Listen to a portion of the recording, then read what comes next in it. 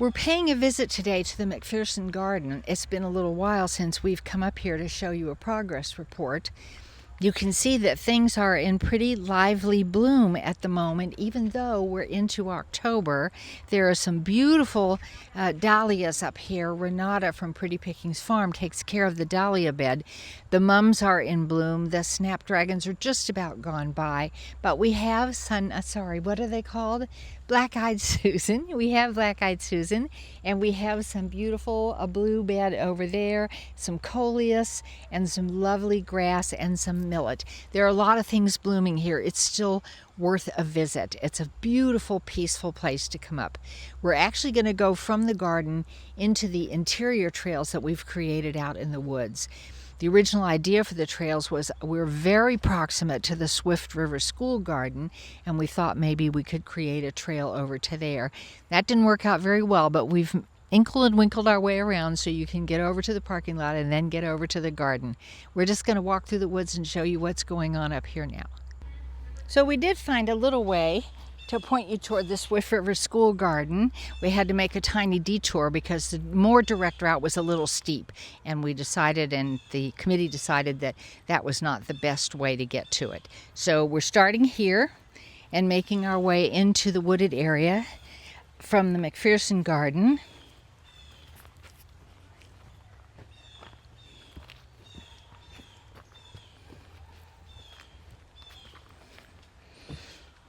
A lot of hours have been spent and are being spent by the McPherson Garden Committee and volunteers to wander through this area from time to time and cut back the invasive plants.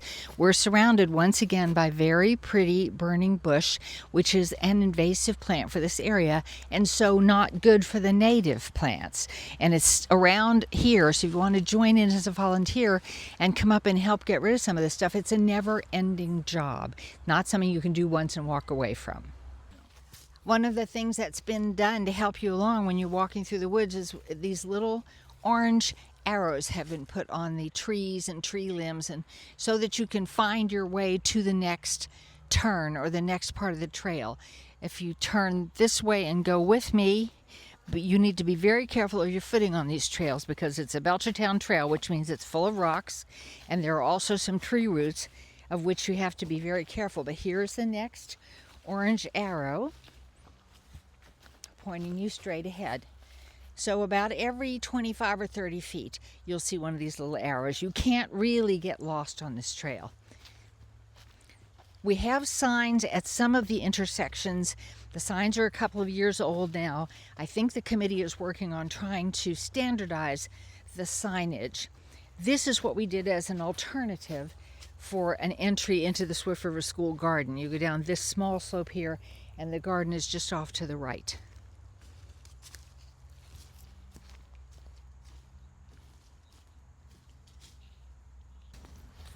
So there's an actual perimeter path that was created. Once again, we're coming up on yet another arrow, pointing you straight ahead. I'm not sure if you can see that far ahead, but there is maybe 40 or 50 feet away. There's another arrow on a big tree trunk there to direct you a tiny bit to the right. We are being very careful of our footing.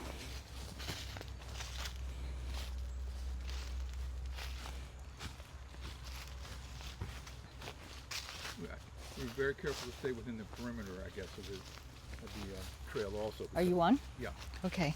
Yeah, we needed to. We think this might be a property marker, and so we've tried to be certain that the trail stays inside the boundaries of this piece of property. It's all pretty much town property, but we want to stay respectful of where we're supposed to be and invite you to be.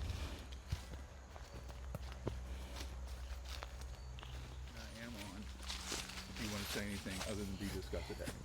Well, here is another arrow, and once again, the dappled sun can be a little bit confusing, but again, another 25 or 30 feet ahead, you can see an arrow that's going to have us turn slightly to the left this time.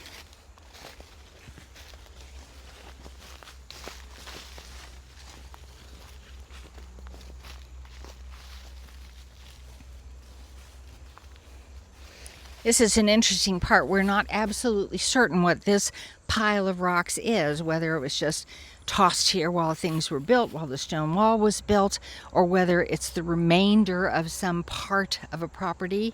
We think it's very attractive and we aren't going to mess with it, but you need to be aware that it's here because walking these trails is a tiny bit hazardous if you're not minding your steps.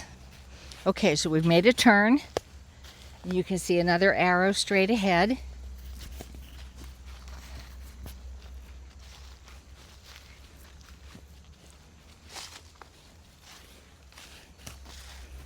There's a certain amount of deadfall in the woods, so once again, we're careful what we step on or over. We're next to a very large trunk that came down sometime in the past. Some of these are just nice as perimeter markers, and some are creating small habitats. When they fall and the little bugs and the critters and the worms need to find a place to winter over, we think they might be providing that. Again, we're surrounded by burning bush or winged euonymus, so we come through periodically, as do others, and cut those things back. We come to a little division in the trail. Immediately to the left, Lou can probably show you, you can see the garden shed that is at the top of the parking area for the McPherson Garden. So you could, if you're tired or done walking, take this left and you're pretty much out. And if you do get lost, there's some trail maps buried here. We should say that. I should uncover one of these for now. These are trail maps. They're somewhat primitive, but they've been left here, most of them with a little stone or something to hold them in place, so you can look at the map and see kind of where you're going. This is these are our old path signs pointing us this way if we don't want to take the shed shortcut.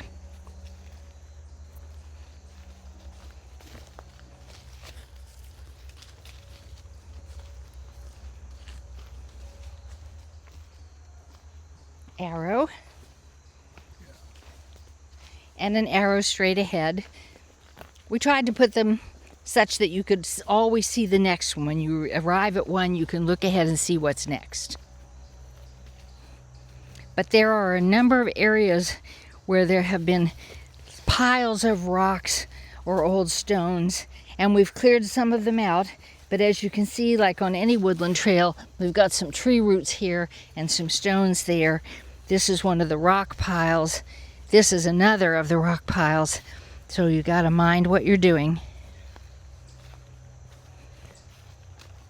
So what we're doing right now is skirting the property edge. Yes, this is, again, the perimeter trail, which means we're going along the perimeter of the property. We're going and stopping because we do this a lot, but we hope that you'll just wander through and enjoy yourself. It's a nice little family walk, very short, maybe 2/10 of a mile. Not much more than that.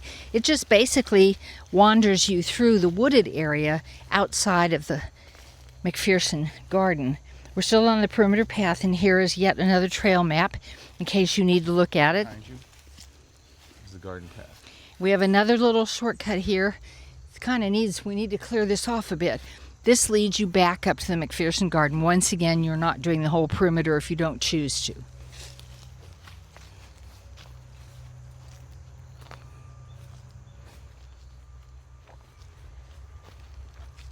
This is just another little perimeter marker here on the right. Another property marker here. You can see it's been tied off, and then someone has put in sort of a glow-in-the-dark marker. So once again, we're staying inside of those property markers so that the perimeter path stays fully on the McPherson Garden property.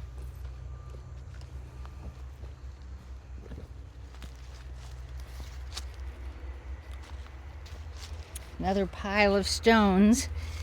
We assume those are left over from building projects, and we do try to make sure that you're not too at risk in the path itself.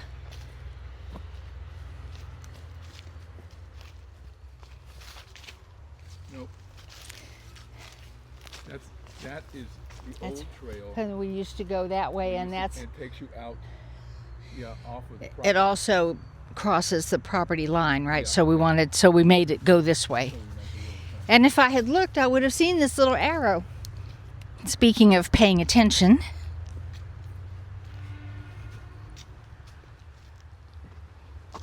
You can see where what the pickleball courts are over here to the right.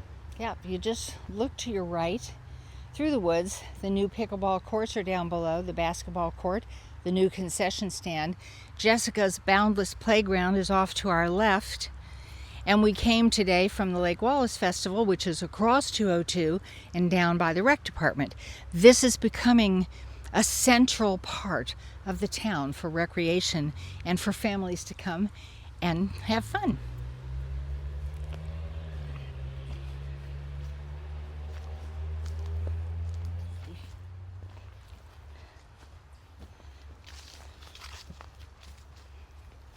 The feel of this trail in the autumn is very different from the feel in the summer or in the spring.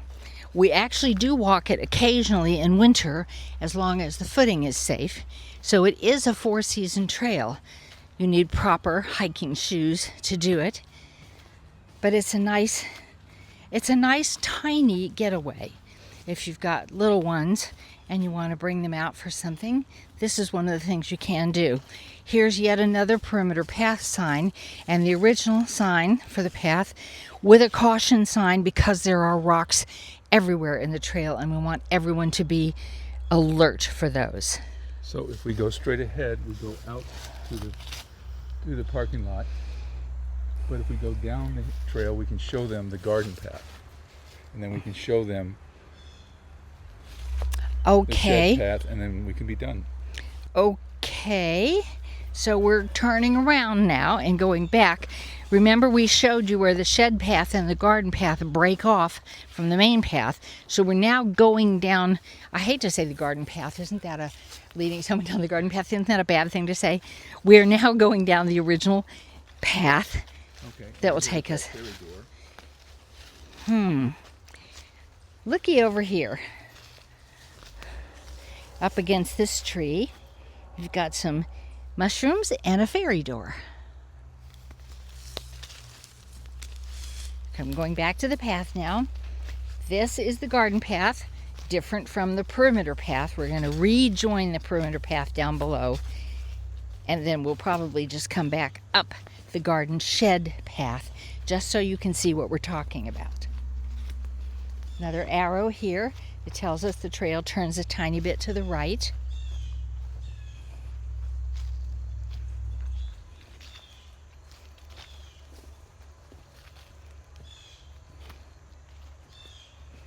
I remember being told back in the 90s, after we'd lived here about 10 years, by Dan Fitzpatrick, that Belchertown's primary crop is rocks. And when you walk through these woods, you can absolutely see the truth of that statement. There are big rocks and little rocks and boulders and pebbles everywhere you go. All right, we're back down to the perimeter path. This is the garden path. Oh, your sign is wobbly, isn't it? Ooh, look it. That's the garden path. They were temporary signs. They weren't supposed to be permanent. They've lasted a couple of years. They've lasted Happy about that. Yeah. And the committee is, in theory, working on signage. Of course, the town has new branding and new signage regulations, so they've got to cooperate with those and find out what is required. But eventually there will be, I hope, permanent signs here so that you all know where you are and what you're doing. So what we've actually done is turn around at the parking lot and retrace our steps. This is the area where we showed you the perimeter path sign and the shed path sign. So now we're going to go up to the shed, and that will complete our little voyage around the McPherson Woods paths. We hope you'll come and give it a try. I hope you'd enjoy it. I think the family would enjoy it, and it's a beautiful thing to do regardless of the season.